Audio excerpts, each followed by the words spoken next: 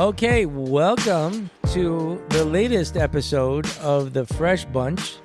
I am Mike. We're here with Ryan, Joel, the great Mimi Pacheco, Sid the Wonder Dog is underneath the table, and our really cool guest, not only a guest, but a dear friend, a friend of mine, a friend of Jeff Fresh, a friend of the industry, no other than Mr. David Kaplan.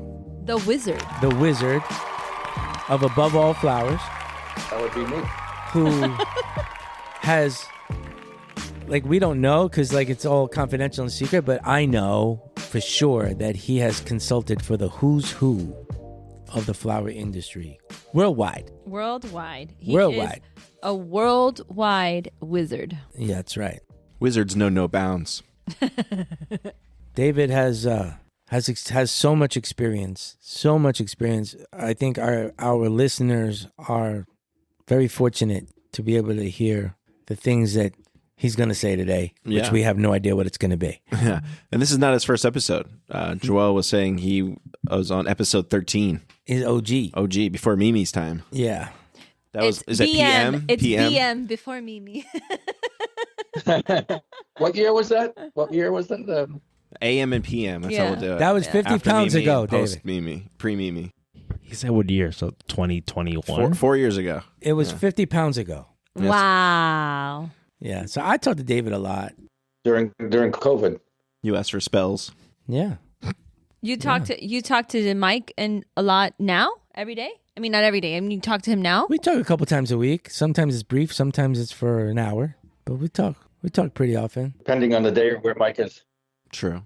So why don't you refresh everybody who's listening? I want you to tell us what Above All Flowers is and kind of look what you do now. Pretty much the same that Above All Flowers did back when they started. It's a combination of consulting and marketing and assisting and facilitating marketing for clients that produce. We do what our clients want us to do. We don't invoice products. We connect people. And, like Mike said, to help the industry, it can be sometimes transportation. A year ago, I was telling somebody to use a certain trucker because, we all know that trucking is the best way to move flowers and cold chain. And a year later, she calls me up and says, "Hey, I did what you said." I said, "Took you a year, but at least it was done."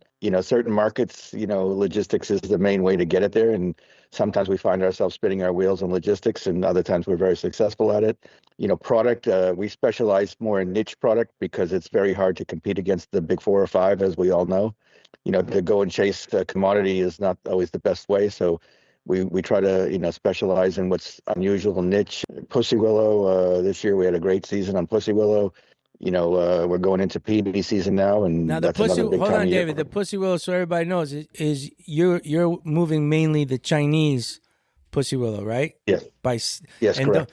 So the difference, Joel, between the domestic produced pussywillow and the Chinese pussywillow is every bunch is exactly the same size. Every stem is exactly the same. All the little fuzzy pussies have been shelled. What's so funny? It's just watching Joel. Is that the proper pluralization of pussies? Or is I believe they're It's called. pussy. I believe they're called Catkins. Oh. Okay. My father told me they were pussies. So I've been calling them pussies my whole life. But they're really called Catkins. Oh. But no, I don't know how they do it for what they do it for, even with the transportation. And they're perfect. They're perfect. And they're very, very good. They hit the United States basically because the Dutch kind of let the cat out of the bag, so to speak, using the same kind of terminology. Mm. The Dutch started shipping them under a different name to the United States. And before people knew it, they forgot to take the labels and the UPCs off the boxes and all that stuff. And before you knew it, the Chinese were conquering the U.S. before we could figure it out. It's become a very big market for every direction. It goes from, places like Home Depot and Lowe's all the way to mass markets and to the retailers and event planners. And a lot depends on the centimeters. You can get it as long as you can possibly dream of. As short, I saw bouquets this week that were tulips with hyacinths and pussywillow. Really? They look beautiful, and they were like little short 30, 40 centimeter pussywillow in the tulip bouquets. I've never seen short pussywillow. That's probably from Lexiflor. He makes a lot of that. I believe it was from Canadians, believe it or not. It was from a Canadian farm that grows the hyacinths. They did a nice job. The hyacinths were beautiful, and it was a nice combination. I think the pussy willow was definitely Chinese. And a lot of people are bringing it in without boxes. They're bringing them in on racks. Personally, I'm not a big fan of the racks because it's hard to, once you get them in the port, it's hard to reship them out of the port.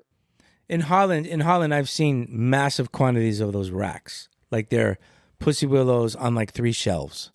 Or 2 shelves, and that's how they come on. They come off the sea container that way, ready for display. Yeah. Yep. Pretty cool. We did some of that last year, but in Europe it's easier because it's easier to put them on a truck with a lift. In Miami, the outbound trucking is a little more difficult, and without a box, it's like you said the other day with Curly Willow. Without a box, it's hard to ship it. Yeah. We bring some potted stuff, like the potted Christmas trees and stuff. We brought them on the those kind of racks from California this year, and they did go on the truck pretty well. They worked out pretty well on the truck. But you're right; it would be a bitch on a lift gate here in Miami. They have to come right off the dock. But we had they came. Not only did they come like that, and it was pretty efficient because you have to pay the box fee and all that shit, but you just pay a pallet fee on freight. They make the racks out of like leftover pallets. Like it's not fancy. Ours were metal. They racks look good. Last time. Yeah, we had metal. We had metal ones. Oh wow! Yeah, the last time we did it, but we've only done it a couple times. If you have sea transportation issues, it helps. But the pussy willow can withstand long periods of time. I mean, it's an incredible long shelf life to it. And then if not, you dry I need it. another pallet of pussy willow, by the way. And then you dry it. I'm No, out. a lot. I use. You You're sold out. out. I'm out. We took the last of it up there already today. I just talked to Giovanni, and it's heading north. Okay, no worries. Yeah, we it's getting late for another containers, and it takes a pretty long time for a container. I forget how long exactly, but it does take a while. Yeah, we moved it all up north, and we didn't have much left in Miami's. But David, you do it all. You also do hard goods too. Are you Yes, still? I do. You do those amazing cutters, right? The choppers, choppas, the choppers. Get to the chopper. I as a matter of fact, I was up in Jersey last week in South Jersey, and I was at a farm there, and I looked at his choppers, and I said, "You need new choppers." Oh, did you go see Casey? I didn't get Casey's father had a health issue, so I didn't get to see Casey. Oh, too bad. We talked a little bit, and I connected him with some of the business, and I saw his tulips around here this week, and they look beautiful. They really look nice. We were in South Jersey, and there's not much left in South Jersey as far as farms. We did go there, and they were still using old choppers, so we suggested some new choppers, and it's amazing how that chopper really hasn't changed that much. In Europe, you don't see that kind of chopper. You see much more higher tech. But I actually bought a couple of higher tech ones when I was at the show in Holland this year. I bought 4 or 5 of them. They're safer. And yeah, well, John Henry used to be the main competition we had on those choppers, and then we kind of started importing them from Taiwan rather than mainland. The hardened steel is what makes the difference. We've had good luck with them, and plus the prices hasn't been too bad in all these years. It's kind of stayed steady. One of the few things that hasn't been inflationized too much. Yesterday we had an interesting call of somebody who's looking for customized delivery boxes and packaging materials for their. They have a fairly good amount of flower shops, and they want to uniform all their flower shops into. We have the ability to do things like that. I get a lot of those. I got a lot of those questions in our cash and carry. A lot of florists or people ask me for delivery options and boxes, and that's a common question that I receive. Like, hey, do you have a supplier that can help me with my customized boxing? So now I know I send them to you. No, well, we can set you up with that way. You could be a distributor for them. The other thing is we could probably set you up with an online catalog for hard goods. No, thank you. Not inventory. Not inventory. Drop ship. No inventory. Everything would be drop shipment. I know. The only thing that is tricky is glass. And glass, if you don't have a full pallet, or you get everything individually boxed, which brings up your cost. When you sell glass, you have to have it in volume because you can't buy 1 case of glass and put it on a truck if it's not individually boxed, because that will break easily. Glass, a lot of people buy so much more in advance anyway, so they already are they're confident with their suppliers. Yeah. Although, obviously we had the situation of short supply during COVID, and then now we have the tariff situation. So, and U.S. glass suppliers have kind of dwindled. Syndicate and others. You don't see the. Pete Garcia, right? Pete Garcia had a glass line. Syndicate has a glass line. Yeah. Brody got consumed Brody's by one of them. Syndicate now. Yeah, I think Brody's Syndicate. Wow. Yeah. But there used to be a lot of glass lines, and It's fun to see them all change, like everything, the industry go, and it's basically, we still have the same needs, but the companies are getting less and less. Does these elite people buy these hard goods companies too, or just flowers? Nope. I haven't seen them buy hard goods companies other than if it was somehow affiliated with one of the wholesalers they secretly own. Oh. When you talk about mergers and acquisitions, Mimi, as you know, one of the larger pom-pom growers got consumed by Queens last couple of weeks. And that was Uniflora, or what was the other name they went by? They went by another name as well.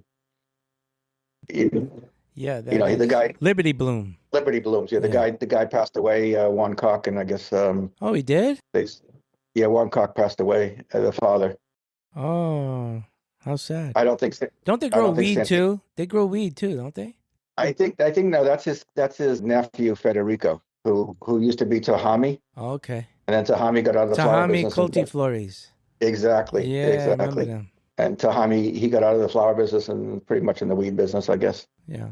David's I haven't seen it when you watch ESPN and you have those guys who that know the players are getting traded before anybody on the show is getting traded. Yeah. He's like one of those analysts. Funny because right now Shefty. I feel like I'm watching a tennis match between both of them. Like I'm going back and forth. Yeah. The guy with the bow tie who's on this baseball network or whatever it is. There you go. He always tells you of trades that are coming up. That's what it feels like. The wizard knows all. The wizard knows, right? For sure. The wizard knows all. I was looking online today and I saw that somebody made $980 million in one day betting on the oil futures. Oh. With all the betting market, and they knew what's going on last night. And then oil dropped 15% this morning. Like Exxon went down $15 a share and stuff like that. And then going, I don't know if you really need to be you just have to be in the Trump administration. You can figure that out. Have you seen any of those betting apps? No. You could bet on the most random stuff. You can bet on the housewives. You can bet on what words the person might say. I was listening to the radio on the way to work, and they were talking about one of those betting apps are in trouble because they're betting on how many bombs are going to drop on Iran and stuff like that. It was not good. That's a stretch. They had some things. That's too much. There's a South Park episode about it. That's pretty much on Fox Radio. I heard it in the way to work. That's crazy. Pretty much that. Yeah. I think a lot of it is unethical, but that's my own opinion. Yeah, of course. Well, if we could start a betting app about flowers, we can do that too. There's so much going on in the world that I'm sure some people are interested in the flower world. I'll bet you this week. Yes. I'm going to dump at least another $100 of roses. I'll bet you. I bet you I'll buy them. That's how bad the market is on roses right now. Really? Sucks. Yeah, market sucks. The week after Easter is always a pretty sucky week. Some people compare it to July 4th of the spring. Oh. And, it's always been historically that the Monday after Easter is always like a half a day and nobody wants to work. And, unless it's administrative assistance week and it's closer to Mother's Day, like it was a little bit last year, I think it's got a little better opportunity. But when it's early as it is this year and next year, I think it's even earlier. I think it's in March next year. Easter tends to be, a good Monday and Tuesday holiday, and then there's no last minute to Easter. And, it's centric around the East Coast, Northeast, and more so up there than is the rest of the country. And that hasn't changed as long as I've been in the flower business. It seems to be, we see the volumes on West Coast versus East Coast on Easter, and East Coast, it's a kind of a half-assed holiday. West Coast, it's like a normal week. It doesn't seem to get the oomph to it on the West Coast, like it does on the East Coast, and Midwest falls somewhere in between. See, the wizard knows. I feel like his Every staff, time he says something, he just said a staff, and his staff just went. We're gonna play a sound effect after every. But he's just warming up when he talks to you about pussywillow and hardened steel. He's going also into big season for him right now, right? Big season. One of my biggest seasons is Peony season.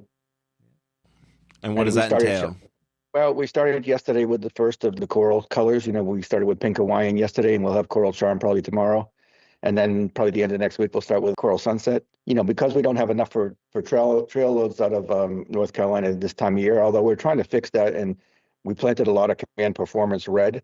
So that's probably going to be in I think we're in our second year, so it takes about 4 years or 3 years to get flowers. So we'll probably be a little bit next year and then more the following year. Could you sorry to interrupt. Could you clarify when you say we, for those who don't know, you're talking about USA grown, you're talking about when you're partner farms? USA grown. I try to, not anything negative, but I other than Chilean, I stay away from European peonies because just too many things can go wrong with shipments from Italy and France and Morocco, which is Africa, of course. Every year Africa goes out and pre-books a ton of peonies in the United States, and then they never deliver them.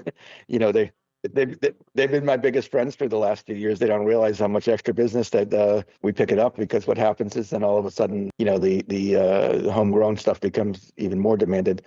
It's so much better when you have the cold chain compliant, peonies. We also have a very large peony program out of Oregon, and this year we're going to start earlier than ever. Which I like to be a kind of mantra that we use with peonies is first in, first out, because peonies are latitudinal based on where they start. So it's not cold enough in Florida to grow peonies. Are they? Do you still have some coming out of Alaska? Yeah, we still do Alaska, but not that big because the freight component is fairly big. And also think of the season. Mother's Day is perfect timing for peonies, because it's such a great Mother's Day flower. Alaska, you're coming in July and August, and number one, it's hot everywhere, so you can only ship them by FedEx or airplane. Right. And number two is, other than wedding activity, there's no the day-to-day activity is weaker in that time of year. So yeah, and so the percentage of freight to the flower there is very high, so their costs are high, and unless you're robbed a bank, it's a great product and they do a good job what they do. But reality is, I think they're doing a lot of Alaskan peonies in other parts of the world. Even they're doing a lot of export, not just to the U.S. This year it looks like we're having a fairly good time of start because Mother's Day is a couple of days early. We're at the 10th this year. So the fact that we started shipping our first flowers on the 7th this year of April. Last year we were the 9th, so we're a couple of days ahead out of Carolinas, and out of Oregon. I think we're going to hit Mother's Day pretty hard, right on.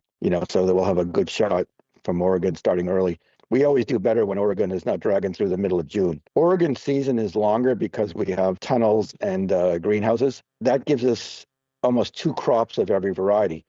So, like for example, the corals come in first, and then they come in again when they're outdoors.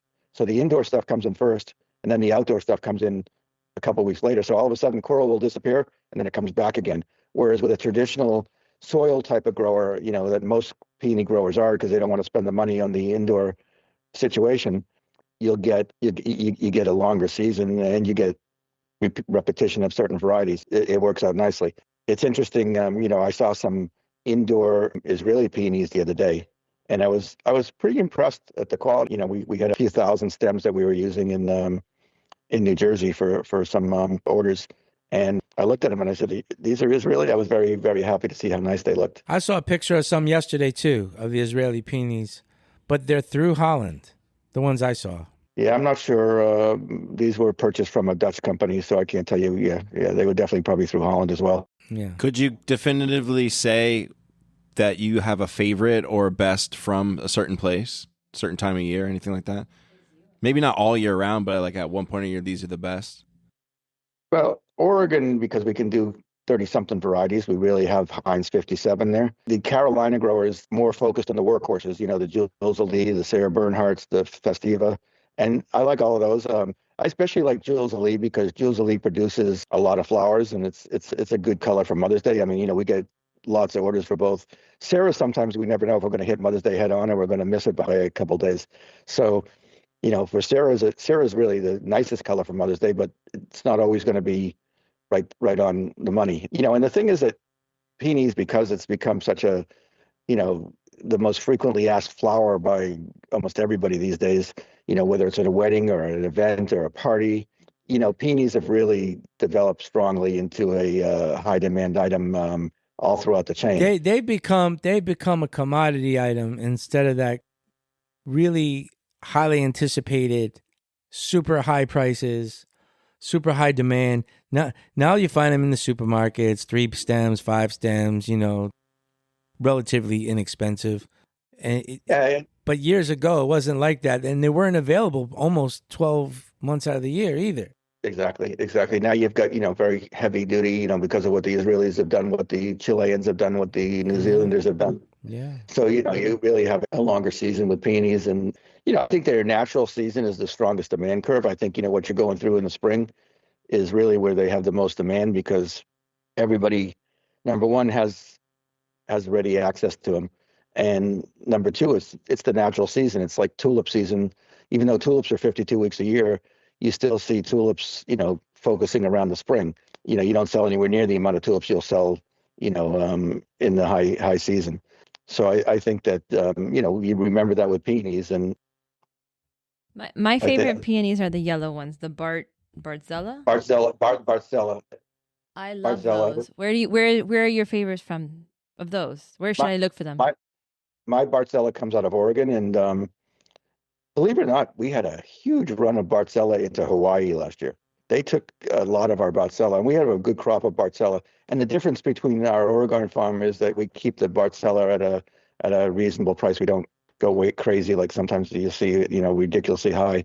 We keep it the same as the Jules Lee or the whites or the, we try to. I'm predicting that that's going to be a big one this year because people are looking a lot for the yellows and they're liking. I love the yellow peonies. So the winter was really, really bad, cold this year, and the growers that I've spoken to says it's a bad thing, but it's for everybody and it's inconvenient, but it's really good for the peony production. Like because they're dormant, they stay dormant. There'll be for more longer. flowers Yes. per plant than usual. Longer stems. There'll be more because that's called vernalization.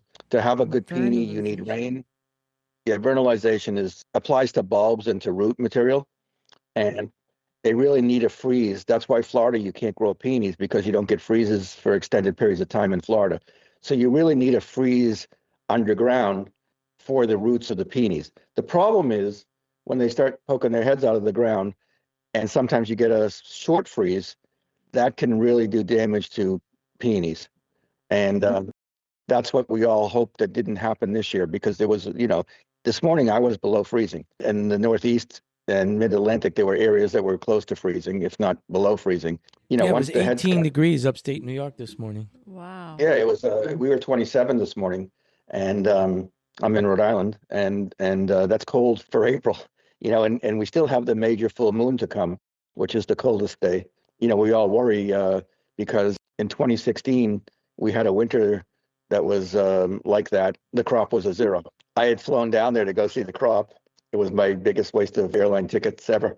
Mm-hmm. Going down there to see something that we're not going to ship one bloom out of. We sent one test box, put it in water, and watched the heads fall apart.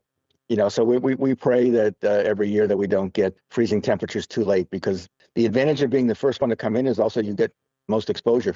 Somebody up north is likely to have less exposure because you can't. When I was in New Jersey, we couldn't see anything coming out of the ground last week, even corals. And, Mike told me he was in Virginia yesterday and he saw the corals coming out of the ground and ready to go almost. It tells you the difference by zones. There's a huge zonal difference between every region. They say they're about 2 weeks before they're starting. About 2 weeks. 2 weeks. So they're a little late. They're not that far. Virginia's not that far from Carolinas, but, Carolinas is on the Outer Banks and also Wilmington, North Carolina. You watched that show? You watched that show, David? Joel loves that show. The Outer Banks? I haven't. The Outer Banks, no, I have not watched it. I do like that show. It's a teenage show. Why do you like it so much? It's pretty good. He likes the ladies. I like the drama. I know why I like the drama. He likes the ladies. David, is that on Netflix? Yeah. David, how many peonies do you anticipate farms that you represent? How many stems do you think you'll ship this year? Last year we had our best year ever, and part of that was because just everybody was missing. All of our competition missed, and we were really lucky with that, and had great quality and a great season. I would say 2.3 million stems, something like that. What? A lot. Wow. He's not fucking around. He's gonna sell some peonies. Wait. No, David is also a little trickster. He's the wizard and a trickster. David convinced me that him and Jim Kaplan were cousins for years. And I really, really thought it. And I would be like, hey, Jim, your cousin's here. And he's like, my cousin. And I'm like, and then I would it took me years to figure it out. And I have a lot of uncles in this industry, so like it's kind of how it works. You have, yeah, but you have wait, fake cousins and uncles. What is that you said? You always got through quickly. I always got through the switchboard very quickly at Chrysler because I would say it's David Kaplan, and they would assume that I was related to Jim.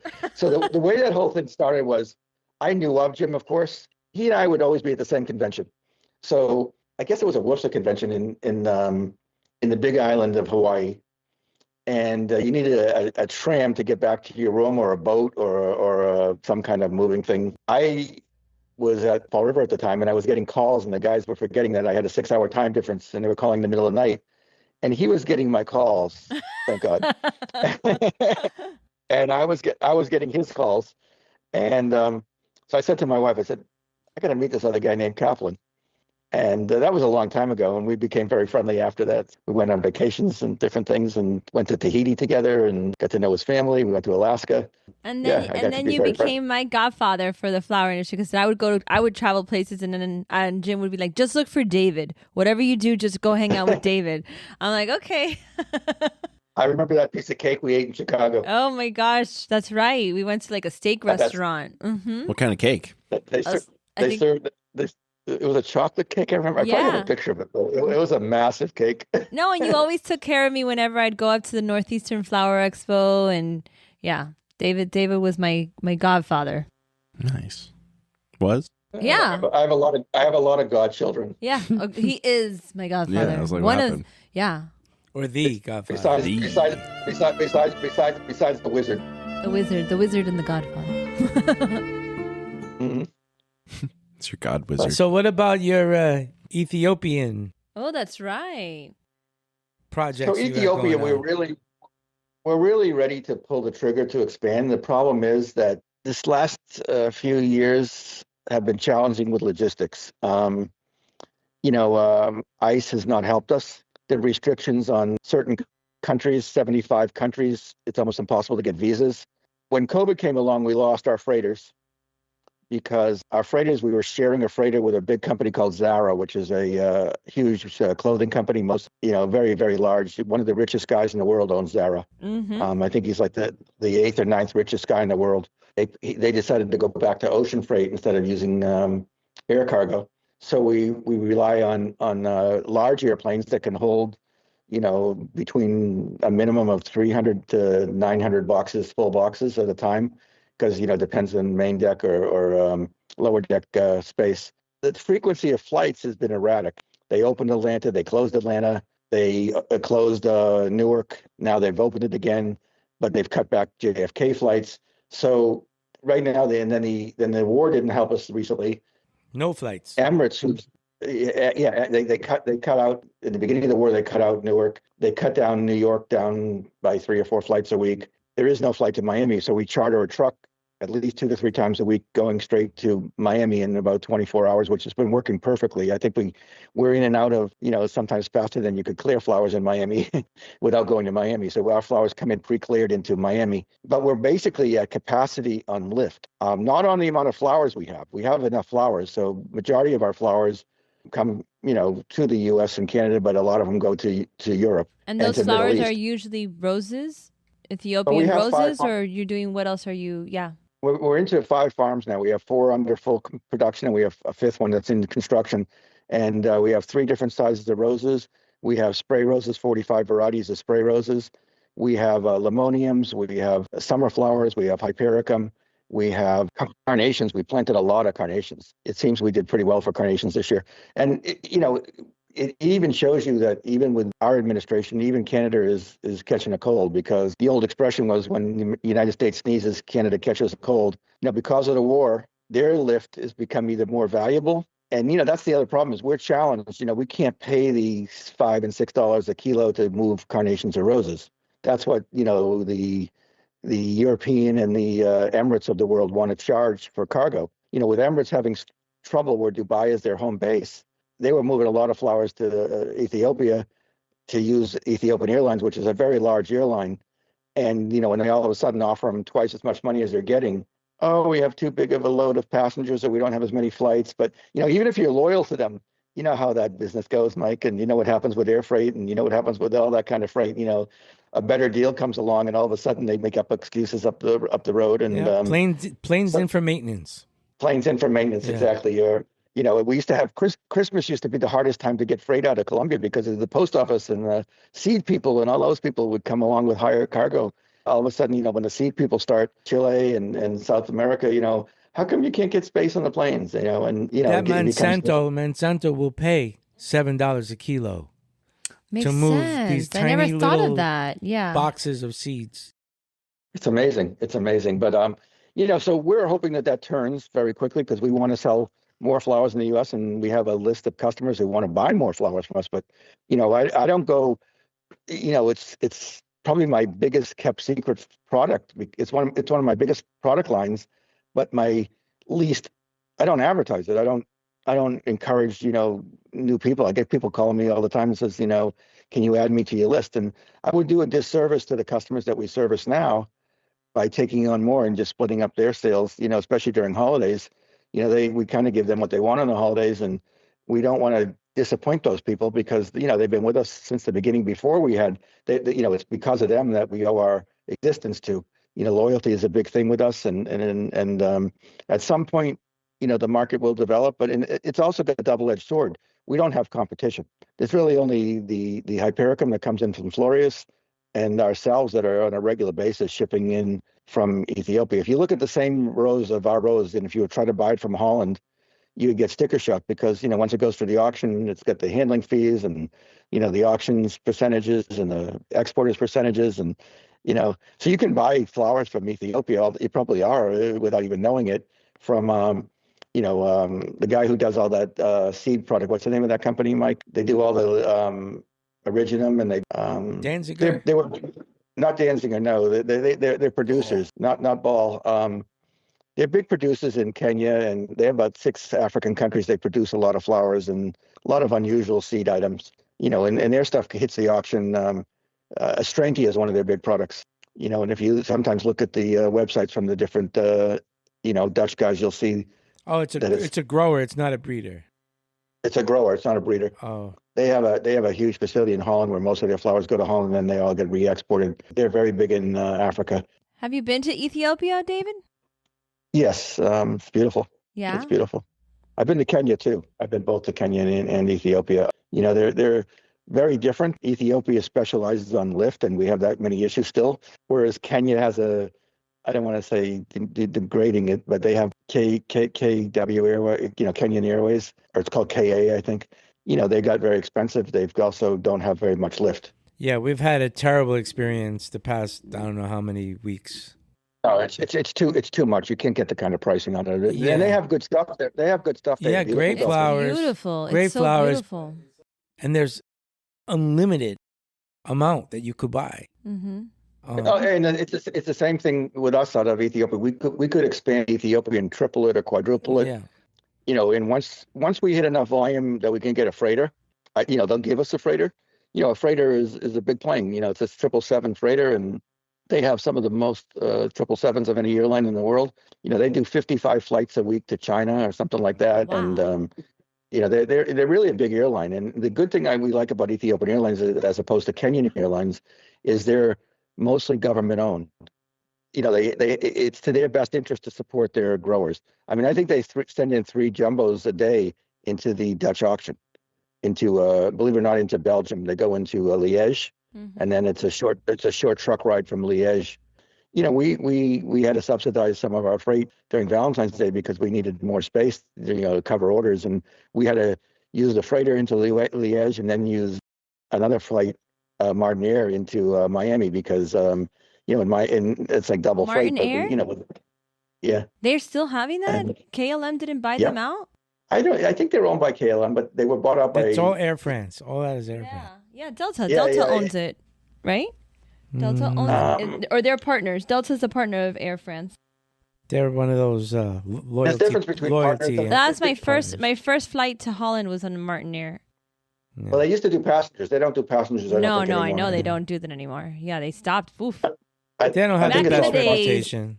Back in the good olden days, they don't take that anymore. Yeah, if I have a choice of Martin Air or a different airline, I'll take the other airline. Oh, no, 'Cause no, no, Martin yeah. Air has really not a great track record to Miami. Maybe when it's a full plane like David's shipping. You guys are lost. No, we're just both Well, thinking. a lot of it's also the handling in Miami because Yeah. some of these foreign carriers don't have good handling in Miami, and others have great handling in Miami. And So Martin Air Martin Air- uses a third-party warehouse to unload. yeah. Maybe no cooler. Maybe it does. Maybe it doesn't. They close use the certain French hours of the day that you can't get in there for inspections. Wow, that's why I thought they closed. I didn't know that they were still around. Yeah, they're right. Well, Martin Air actually uses a good handler in Miami. They use the French company. I can't Swissport. remember their name. No, Swissport's a good key handler, but that's a different one. That's the one that's right next to C.H. Robinson. Swissport does a good job. They use another one that's a very good handler as well. And then we also use them in New York and New Jersey. They have facilities in New York and New Jersey. But the whole freight business is changing. There's a new thing called... Do you work with Simon on that? Does Simon charter the planes for you? He's tried. I like Simon a lot. But in Ethiopia, even if you use another airline, Ethiopia is the the cargo agent. They're not like Colombia where they... No where commissions. They control all the other airlines that come in and out of Ethiopia. It's kind of like the fuel cost out of Ecuador. You know how that's controlled by the government? The cost of The jet fuel. subsidization of the fuel. Yep. And in Ethiopia, the government, first of all, they don't let you do master and sub airway bills so there's no such thing as a consolidation, which, to be honest with you, I kind of like because we don't have to wait for everybody to clear. When Hollex goes through the same building, right now in New York, there's a new thing. It's called CES. And CES stands for Central Examination Station. And they're building one of those in Miami. You may not be aware of it yet, but that's going to happen in Miami at some point where everything's going to go through one building. Yeah, they you know how they went through during Valentine's Day, they took a lot of news reporters and stuff and they were showing that CES. They were showing that they're going to start using it. Yeah. And the only thing in New York that they don't go through CES is livestock because they're afraid they'll get thirsty and die, and high value cargo like diamonds and emeralds and jewelry and stuff like that because of the Lufthansa heist years ago where Lufthansa and all that stuff disappeared and there was a major robbery that made 60 minutes. So they don't want the regular officers to be responsible for that. So instead of the officers going to the cargo around the airport, now the cargo comes to them. Those diamond guys probably fly with somebody that goes with everything. They got a briefcase with a handcuff. Yeah, I could see the wizard being his other job too. I could see him being Diamond heist? He could hide the No, diamonds not in the his beard. heist. He's the one that takes care of the diamonds. He's the godfather of the diamonds. I would do that job. A bag man. No, man, that's a dangerous job. It gets paid well. Somebody's though. gonna you. It gets paid well though. Mm? Emeralds from Colombia is a big way to move emeralds, I think. I only did that once with earrings for my wife, and I had a friend of mine who was traveling at the same time, and I had her wear them home. That's smart. Yeah, that's a good idea. Give them back to me after we land. Well, my mom did that with me and when we came back from Holland, I came back with a diamond ring, and I was only 15 years old, and I'm like, they're carrying the little diamond ring, good chunk of change.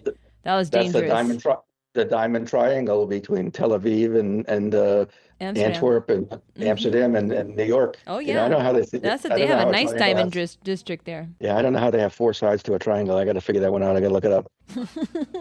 But Antwerp is a huge diamond facility as well. We've all seen movies about those things. No, I mean, so I see a great future for Africa. I think it's going to get better and better as time goes on. I told you that they came to visit me, right, with Christine from AFIA.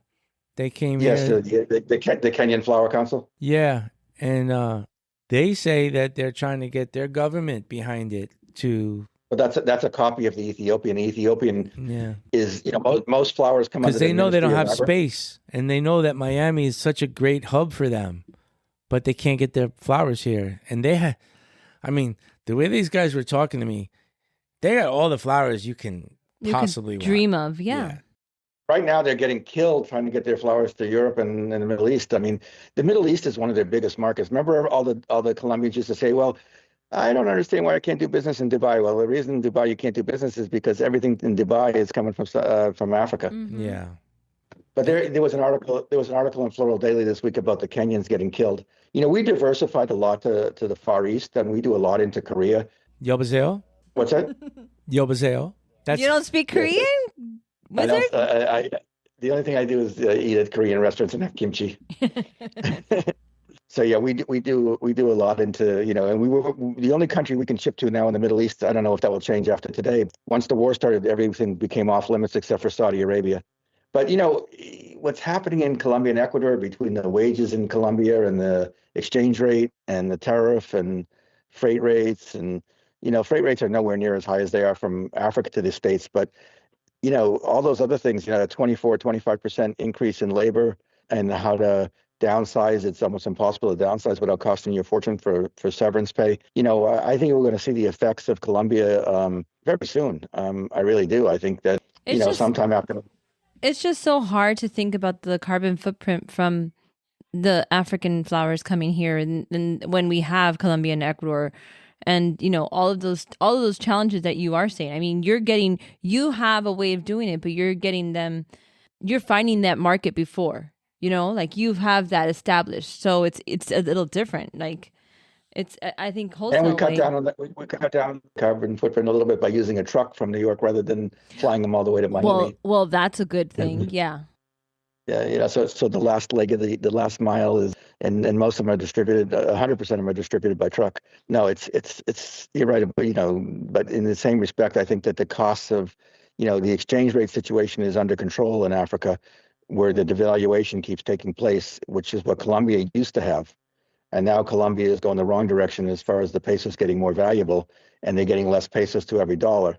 Ecuador, because you know, Mike, personally, you're on the dollar. It's a little bit, you know, easier to deal with than frequent fluctuations that are, you know, you don't have to worry about buying forwards or any of that stuff. And I think that makes it a little easier to operate in Ecuador. And if everything does go through in August, you'll have less tariffs, which should be easier too. hopefully. Hopefully. And you saw that one of the big people in the flower business, I don't know if you told me this, maybe I heard it from you, that somebody was suing for $80 million to get their tariff money back. Well, I knew there were lawsuits. I didn't know it was somebody in the flower business. That I didn't know. Yeah, there's one of the bigger four is suing for $80 million. Yeah.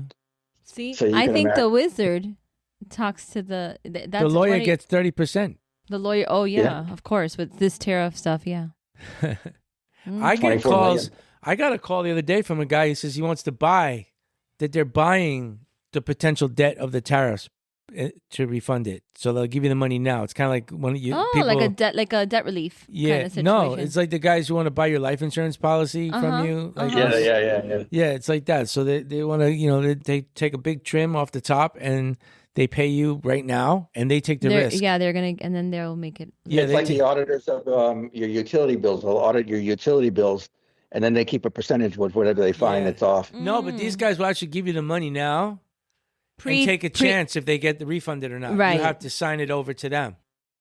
What percentage did they ask? I didn't even get that far. I told them no, thank you. But I Yeah, found it yeah, yeah, interesting yeah. that they're calling the flower companies to Maybe see if because it They're they calling know. everybody. Yeah. Yeah. Yeah. What's also scary is for me is you know, being remembering of what used to be pricing on items and what pricing is today. The challenge of the existing world is very challenging. You know, prices are really run away with themselves. Except even at mass market level. I was at a mass market on Saturday picking up some Easter flowers for my daughter's in-laws while we were going for Easter dinner, and I was looking at the pricing at the supermarket, and even the supermarket prices, they're nowhere near as high as a retail flower shop, but they're totally different than They're they getting were higher. before. Yeah. They're getting higher, and Yeah. you know, bouquets aren't cheap. You know, people are telling me they can't find pom-poms for Mother's Day because of all the changes, you know, with all the different growers, and as well as the production, as well as Easter. Well, you can't have both Easter and Mother's Day, so some of them put in too many for Mother's Day, and you know, there's not as many in the ground right now. Just the price structure, we don't want to price this industry off the face of the earth. And I was looking at a SAF survey recently of where Valentine's Day sales were, and there was only 20-something% to retail florists, typical, you know, mama papa, brick and mortar retail outlets. Let's put it that way. The rest was what? And- Mass market? Mass markets and e-commerce. And e-commerce is a rapidly fast growing sector. You can see how much e-commerce there is. Unfortunately, a lot of it is skewed around holidays, and a lot of it, is heavy-duty holiday numbers. But I don't think they're doing 20-something% e-commerce every week. I think on a holiday like Valentine's Day, they do. When you have only 20-something% of retailers buying, what's happening is 50% of retailers are circumventing traditional wholesalers. There's the big groups, there's the co-ops of retailers buying together. There's people that they're going around and they're buying either directly from farm or directly from Miami. And that means that the wholesaler, that's part of the reason why so many wholesalers have sold to the conglomerates of the big 4 or 5 wholesalers like Bill Duran, Delaware Valley, Mayish, Kennecott. They've been able to buy places because those people have had enough. They don't see the handwriting on the wall as being, it's hot potato. Let's get rid of the hot potato. They're taking a few chips off the table while they still can. Is that what you mean? Exactly. Yeah, I think that's exactly what I mean. And what that means is, in the end, that wholesalers have become, the independents have become less and less powerful, less buying power, and less likely to speculate. A new day. Right. It's a new I was having world. this exact conversation yesterday, and I feel like if you're a solid wholesaler in any state, doesn't matter where, and you're providing your customer with exceptional service, exceptional quality, you're providing them all the logistics that you already have set up, all the cold chain is provided, all that stuff is done. And they're the bank. They're financing these customers' receivables. They're laying out money for tariffs. They're doing all this stuff. I honestly don't know how anyone can compete from another place, regardless of where they're from. I just don't. I don't get it. I don't know how a box arriving on the back of a FedEx truck is going to ever compete with a quality wholesaler that's down, 50 miles away, that comes to you maybe twice a day, 3 times a day. We hear it all the time, Mike. You were there with me yesterday, or the day before, and you hear it all the time that you can't compare and the quality they can't beat. And the problem is that as consumers, exactly what you were saying, David, you're in a grocery store and you know that you have to pay more for something. And I'm not even talking about flowers, but the quality hasn't gotten better. So you're just frustrated. The quality is, I was yesterday in a Food Lion. Don't ask me how we got into that Food Lion, but we went to the Food Lion. The home of all the dyed flowers. There was no dyed flowers. I was actually. I like Food Lion. They had good chicken. I thought they had the flower department in not a great place. It was next to the bakery. It was kind of like not a great place. In the back right hand corner. It was kind of on the side, on the wall, right next door to the bakery. So I cruised the rainbow cookies, and then I went right to the floral department, and I was very pleased to find pretty much all of it was stocked up with really nice bouquets from Sunshine. Really, really nice. Oh, nice. Sunshine owns Food Lion. Maybe so. That's their biggest. That's their North Carolina Salisbury location that supplies Food Lion. That used to be the Agriflora building. Remember the Agriflora building in North Carolina? No. Years and years ago. I'm dating myself. No. I went to Food Lion maybe in early 1990s. They were one of my customers, and I should ship them from New York. But I went in there, and I was with flower people, and we picked up the bunches. We were looking at them, and like their bouquets were substantial. They were well constructed. The color combinations were very attractive and colorful, and bright spring kind of colors. And they had dozen roses in a vase. They weren't that cheap, but they were very fairly priced. But more than anything, what you don't find in a supermarket is like the plants they had were DOA. They had some beautiful dead azalea topiaries. They had some beautiful dead mum plants. They had some. What? Yeah, they weren't nice. The plants, but the cut flowers. Because the plants need more really care. good, really good. You know, the plants are probably coming from a different vendor who doesn't have completely the same different vendor. No, for plus sure. you need to be able to take for care sure. of them. But like my point of that was that whoever's maintaining the floral department probably wasn't doing much in the maintaining department. You know what I'm saying? And the cut flowers, the quality was just at a high level. And that's why they look so good and were so fresh. They probably just came in, I don't know, but everything was fresh. And they were clearly selling some of them because some of the buckets were like half empty. So they were selling them. That doesn't mean that a wholesaler needs to sell out. Well, I think that because of competition. They're selling out for other reasons. Well, the challenge is for a wholesaler is it's a very costly operation. Yeah. and labor, and insurance. They just raised my insurance. insurance, David. They just I can't even. I'm embarrassed to tell you how much they increased our insurance premiums here in Miami year over year. I just had a transaction with my insurance company, and I know what you're talking about. And the guy said to me, look, it isn't the liability, it isn't the rate, it's the auto. It's the truck insurance. The commercial auto is, there's just so many accidents and bullshit lawsuits that go on, and he says it's an epidemic of settlements. We had an accident. It didn't look that bad to me. I saw the estimate, $20,000 to repair the truck. Yeah. Is it because parts? It's because they can. Wow. It's not because of parts. It's because they can charge it and they get away with it. They get away with it. Here's the thing. Here's the thing. Like my daughter has a Jetta, a 2023 Jetta, and the insurance bill was almost $2,700 a year to insure a Volkswagen Jetta. And you think about how many kids can insure a car with that kind of money, and it's become very expensive when you start figuring out between that and state taxes and all the other crap that goes along with it. The average age of children driving is no longer like kids used to run to go get their license at 16. It's not like that anymore. People are trying to avoid it, and it's mostly because of the affordability. So, Wizard, lead us in the right direction. Give us a clear path down the Shire of the perfect. Well, you got to pay for his consulting fees for that. Yeah, it is not. That's where the real business comes. Madam Mimi's gonna look in the crystal ball with the wizard and give you. I think you guys have a good edge over everybody. You guys are really ahead of the curve in Miami, and you're the subject of everybody I speak to talks about asking me what I know about Jet Fresh. They're all curious because you've bamboozled a lot of those guys to the good. You're the poster child, so I think that's a really good thing, a great thing you've done. Just the availability you have. It's mind-boggling what you can offer. Your customer information that you provide and different things. I think it's great. David, do you see Mike's videos? Did you see him speaking Mandarin? Yeah. I saw with the Chinese peonies the other day. Yeah. And you wouldn't believe how many people watch those who never call you or just don't, but they the first thing they'll say to me, I saw Mike with the Chinese peonies the other day.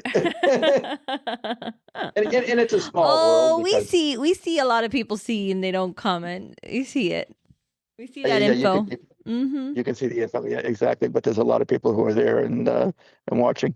You set the pace really for a lot of these things. But that's okay because Mike likes to educate and be part of the industry. It's not just about growing Jet Fresh. It's about just sharing information. It also, you can share all the information you want, but they can't implement it like your team. And it takes the old saying, it takes the village to create what you got to create. And you guys do a good job at it. You just doesn't happen by itself. The job is tough, man. The job is tough. This is a tough, look at how much weight you lost by stressing out and all that. I paid a lot of money to lose this weight. That's for sure. And I gave up steak. God, that was rough. Steak? That's what you gave up steak? Well, I can't eat steak anymore. I could eat like a small filet mignon or something, but I can't have that. Ribeye. Bone-in ribeye. I can't have it. Cowboy steak? No, I can't do Tomahawk. it. Unfortunately, can't do it. I hardly eat any red meat. I've really given up most of my red meat on this diet too. Yeah.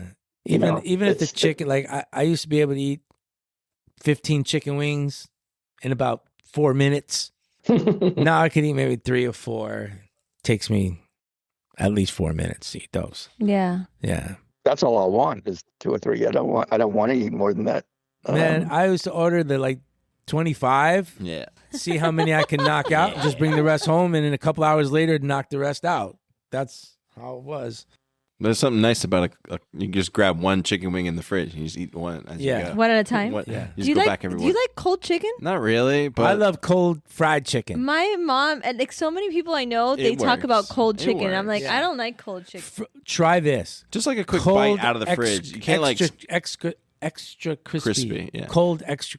I can't say extra. Extra crispy. Cold, Yeah. extra crispy. Yeah. The KFC Any cold extra. or anything. Preferably. I think Popeyes or KFC would be the easiest for you to find. Go to Okay. churches. But There's no churches Churches. down here anymore.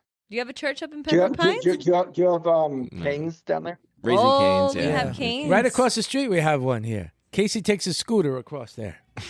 They just opened up one near us. I can't believe the lines are almost as big as Chick-fil-A. The lines Oh, are yeah. nuts. Yeah. They're better I than don't go to either Chick-fil-A. one. Their I don't go to either service one of isn't them, as but- their service isn't Chick-fil-A as good has as the service. chicken at Chick-fil-A has definitely been changed. It is no longer the Yeah. same chicken they're using. Yeah. The They made the some Raising adjustment. Canes, I always order it on Uber Eats. I There you go. overpay, Yeah. but it No comes line. to me, no line, and I like the crinkle French fries. Yeah. Mm-hmm. And the Just- garlic. and they got good They're just coleslaw. They're getting bigger. I like KFC's coleslaw, but they're getting bigger and bigger. Raising Canes. Yeah. Yeah. Why do all of our podcasts Canes? wind up about food? Because we We should love only it. talk about food. Yeah. We love Because food. We know two we things. We know look- flowers and food. We look forward to our next meal as much as we look forward And to I our know next box of flower flowers. food. There we go. There we go. David, if people want to reach you to pick your mind, start buying anything like that, how can they get in contact? If they want to with consult the wizard. They can email me at aboveallflowers@mac.com. They can call me on my cell phone number 401-486-0525, which is also my WhatsApp number. And Okay. can they Or- subscribe to your emails that it come Yes, go they can. out? And they can subscribe to my emails, exactly. Worldwide, we currently have over 25,000 subscribers. you? Nice. Wow. Depending on where you are in the world, we kind of do the marketing accordingly, and it works pretty well. Have you ever been sorted into a Harry Potter house? No. No. As a Have you wizard? what? What's the question? Have you been Sorted. sorted into a Harry Potter Like house? what's your house? Gryffindor? Well, I'm like a Gryffindor with like something else mixed What are in. you? I've never Joel? read Harry Potter. You saw the movies. Gryffindor. No. You're Gryffindor? Mm. I'm Gryffindor with a little Hufflepuff. I never saw I it. think I'm Huffle. Yeah, you're 100. You're definitely Hufflepuff. You're probably Gryffindor. Nah, he's Slytherin. You think so? One of my cats came from a litter that they were all Harry Potter names. There you go. What's the name? What's the cat's name? Samuel. Samuel. Mm. Nice. So I don't even know who that is. I know. I'm like, I don't know what? who that is in the books. Okay. Dobie? I don't know. which one is Stephen Colbert writing the new screenplay for? Is that for Harry Potter, or is that for another? Oh, I haven't heard about that. That sounds cool though. Yeah, Stephen Colbert. Because obviously he's unemployed. in I a was gonna couple say he weeks. needs a new job. Yeah. Oh, Stephen. All right. I get I'll tell you what. It might be the other series that's similar to that. But he's a big fan. He's really. Oh, he's know, doing the Lord of the Rings. Lord of the Rings. Oh, maybe my cat's from the Lord of the Rings. I think Maybe your Samuel- cat's from the Lord of the Rings because Samuel Maybe. is Sam. Sam Frodo. Uh-huh, Yeah, Frodo. that makes more sense. Yeah. Lord of the Rings, exactly. And we call him Sammy. And the other one is Pronto. Could be Game of Thrones. Samuel Tarly. Dang, that's gonna be a great movie, The Lord of the Rings by Stephen Colbert. Like he's set to do a movie with Cool. it. That's pretty cool. I think it's a prequel too. I think it's a prequel. Ah. Okay. He'll get plenty of jobs. I'm not worried about him finding a job. Yeah. No, definitely. I'm upset that he's losing his job, but I'm not worried about finding it.